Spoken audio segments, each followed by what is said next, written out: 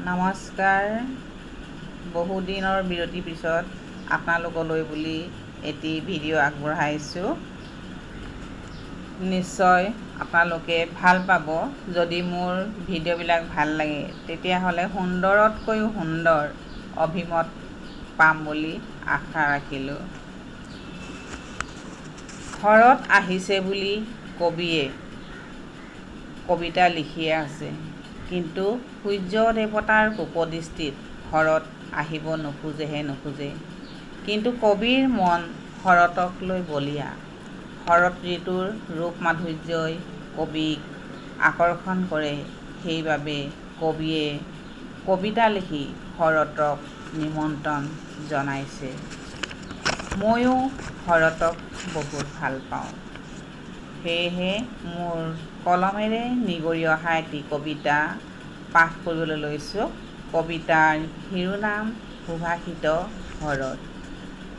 সাম্য মৈত্ৰ প্ৰকৃতিৰ নিৰ্মল নদীখনিও বৈ যাব ৰিব ৰিব মলয়াৰ বালৈ।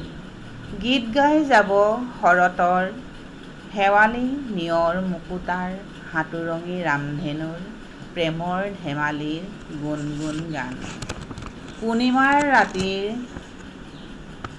আকাশৰ জোনবাইৰ নিবিড় জেউতিত কানাই মধুৰ মুৰলীৰ তান। বৃন্দাবনত ৰাধাৰ পায়েলৰ ৰুণঝুণনিত স্বৰ্গীয় সুখৰ আগমনী। এয়া যে শৰতৰ অবুজ এক মিঠা মিঠা অনুভূতি। সেউজী বহল পথাৰখনিত লখিমীয়ে গেৰ মেলি চহাৰ মনত দিবহি সুখৰ বাতৰি। মন প্ৰাণ প্ৰাচুৰ্যৰে ভৰি আলোকৰ সন্ধানে হৃদয়ৰ দুখৰ বাঁহীবোৰ আঁতৰাই নিলগত ওঠত ওলমাব সুখৰ হাঁহিটি।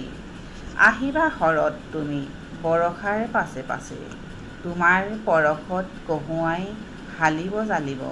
প্ৰকৃতিয়ে সুখৰ মাদকতাত ৰিব ৰিব সমীৰণৰ পৰশ বোলাই। স্বাগতম জনাব স্বৰ্গৰ দেৱ দেৱীক, ধূপ দীপৰ ধোঁৱাই কুণ্ডলী পকাই।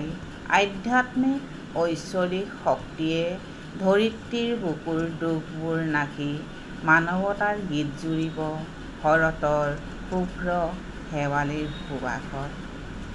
ধৰিত্ৰীৰ বুকুৰ দুখবোৰ নাশি, মানৱতাৰ গীত জুৰিব শৰতৰ শুভ্ৰ শেৱালিৰ সুবাসত। ধন্যবাদ।